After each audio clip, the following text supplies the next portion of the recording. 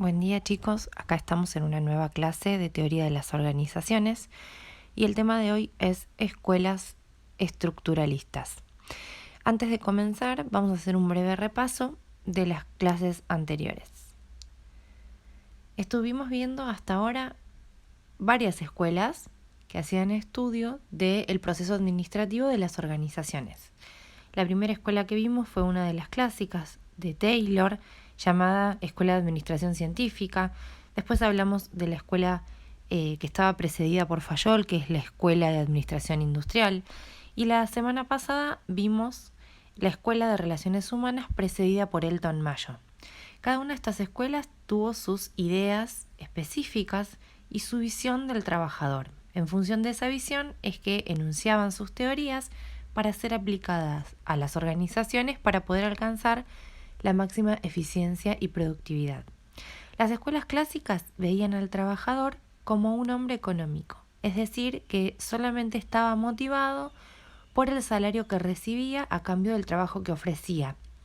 En cambio, Elton Mayo iba en contra de las ideas de Taylor y de Fayol, y él consideraba que el trabajador no era un hombre que solamente estaba motivado por las cuestiones económicas, que además al trabajador le importaban muchísimo las condiciones laborales. Es más, de hecho, ustedes han visto un video de la peli de Tiempos Modernos, donde se muestra claramente que el trabajador cumplía con las órdenes que se le daban dentro de la industria para hacer la producción eficiente y demás, pero llega un momento que el trabajador se cansa de esas condiciones indignas de trabajo, donde se les está tomando el tiempo para todo, para comer, para ir al baño. Entonces eso genera muchísimo cansancio, agotamiento, y llega un momento que ya el trabajador no resiste esas condiciones, entonces empieza a reaccionar en función de eso que ya no lo conforma, no lo conforma solamente el dinero que tiene como retribución de su esfuerzo. Entonces empieza a reaccionar y empieza a reclamar mejores condiciones laborales. Ahí es cuando aparece en la historia el estudio de Elton Mayo. Empieza a observar la conducta de los trabajadores dentro de las organizaciones y puede detectar que el trabajador necesita condiciones ambientales, sociales y culturales más adecuadas, y que le afecta ese comportamiento social dentro de la organización y afecta a su productividad. Cuando el trabajador está contento y en condiciones ambientales adecuadas, es más productivo. Es más productivo cuando puede relacionarse con sus pares, cuando puede hablar con sus compañeros. En cambio, en las organizaciones planteadas por Taylor y Fayol, donde el trabajador no podía ni siquiera hablar con su compañero de al lado, esas condiciones llegan a un momento que provocan el agotamiento del trabajador. El trabajador se cansa y empieza a dejar de ser productivo. Elton Mayo verifica su teoría por medio de un experimento donde utiliza dos grupos de observación. En un grupo mantiene las condiciones laborales que venían teniendo en la industria desde los tiempos de la Revolución Industrial, y en el otro grupo empieza a mejorar las condiciones de trabajo, como aumentar la luz en el espacio de trabajo, como aumentar el tiempo para el almuerzo, como permitir que se relacionen con sus compañeros dentro del ámbito laboral, permitir las relaciones informales. Comienza a promover a que los jefes conversen con los niveles operarios y les pregunten cómo se sienten, si están cómodos con las condiciones laborales, y todo eso provocó un aumento en la productividad. Por lo tanto, a partir de eso, Elton Mayo dice que el hombre no es un hombre económico, sino más bien que es un hombre social, y quita del foco de atención la motivación económica y dice que el dinero no motiva al trabajador, solamente lo motivan las condiciones sociales. Ante estas corrientes opuestas, y durante el transcurso de un tiempo donde se aplicaban en algunas organizaciones unas de las teorías como eran las clásicas y en otras las teorías de las relaciones humanas de Elton Mayo, surge una nueva escuela de investigación que empieza a observar todo el panorama en general y determina que ninguna de las dos corrientes anteriores lo convencen por completo. Esta es la escuela estructuralista.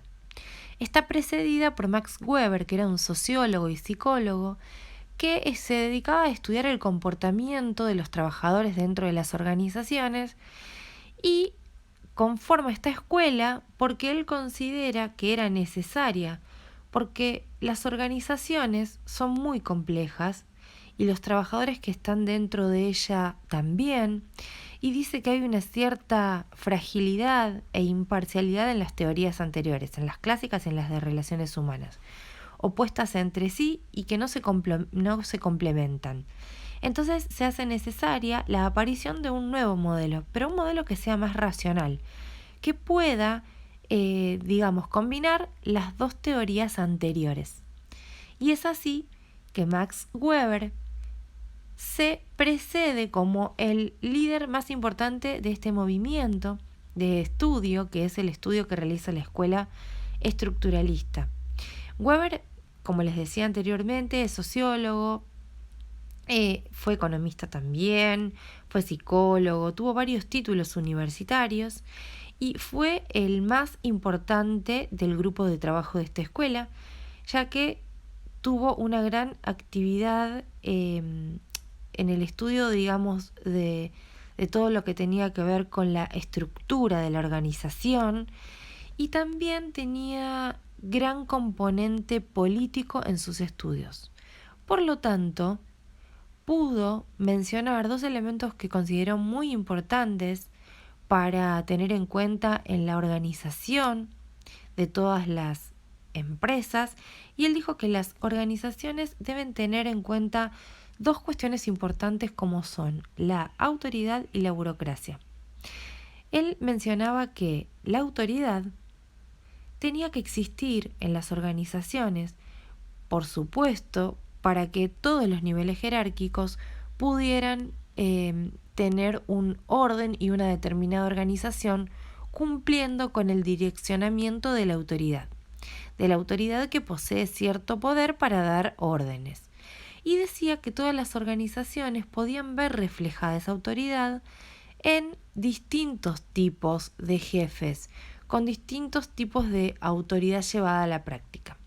Decía que la autoridad podía ser la autoridad tradicional, podía ser la legal o podía ser la carismática. Y él la explica diciendo que algunas organizaciones hacen uso de la autoridad tradicional porque se dan cuenta que los trabajadores aceptan a la autoridad porque es una cuestión habitual. Estaban acostumbrados a tener la asimilación de un jefe que impusiera sus órdenes. Entonces, por medio de esa autoridad tradicional que viene de la costumbre del individuo, de la costumbre del trabajador, se podía llegar a la máxima productividad y eficiencia de las organizaciones. También decía que había otras organizaciones que tenían otro formato de autoridad, pero que también era beneficioso para alcanzar la productividad de las organizaciones. Y ese formato era la autoridad legal, que es la que proviene de la racionalidad, es decir, de las normas legítimas.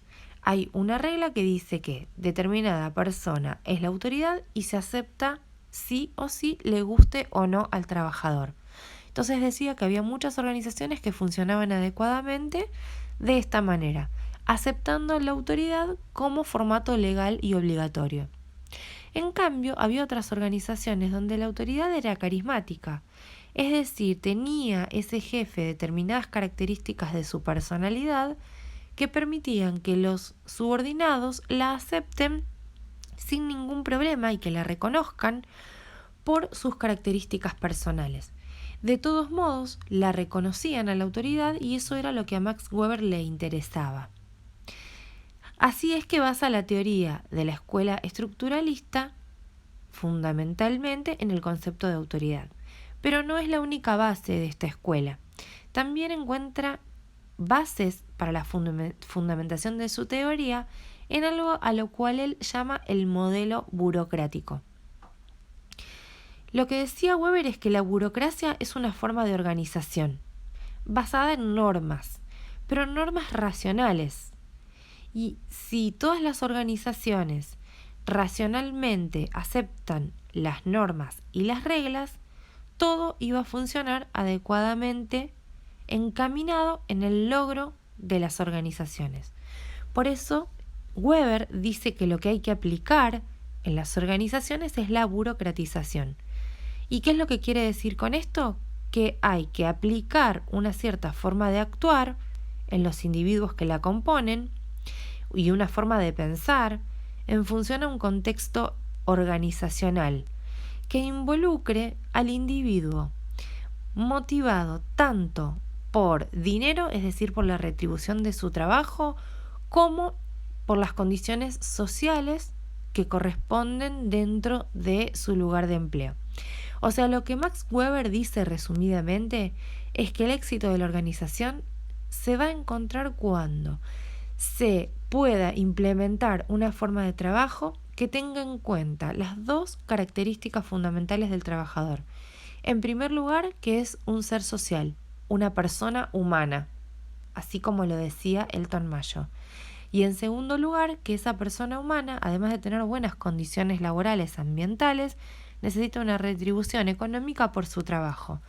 Por lo tanto, Weber menciona al hombre trabajador como un hombre social y económico. No lo encasilla en una de las dos posturas como lo hacían las escuelas anteriores, sino que él menciona que el trabajador tiene los dos perfiles en uno mismo y necesita de ambas retribuciones, ya sea salariales o ya sea ambientales y condiciones sociales. En esas dos cuestiones fundamenta su teoría Max Weber. Además menciona también algunas características del modelo burocrático, y él dice que aplicar la burocratización a las organizaciones es que haya una comunicación formal, pero no desestima la comunicación informal también. Lo que dice es que debe haber reglas y normas. Sí o sí una forma legal de estructurar la forma de trabajo. Que debe haber jerarquía de autoridad, es decir, distintos niveles jerárquicos, pero la autoridad tiene que estar bien marcada en todas las organizaciones, para de esa manera poder guiar a los trabajadores en un orden de accionar diario dentro de la organización. Además, lo que dice es que hay que tener racionalidad y división de trabajo, es decir, ser consciente en la tarea que a cada trabajador se le proporciona, ser consciente de que deben tener su espacio de descanso, su espacio de comida, su tiempo para poder realizar sin apuro la determinada actividad que corresponde a su jornada laboral, y además la profesionalización de los participantes. Esto quiere decir que tiene en cuenta lo que se hablaba en las escuelas clásicas respecto de la especialización del trabajador.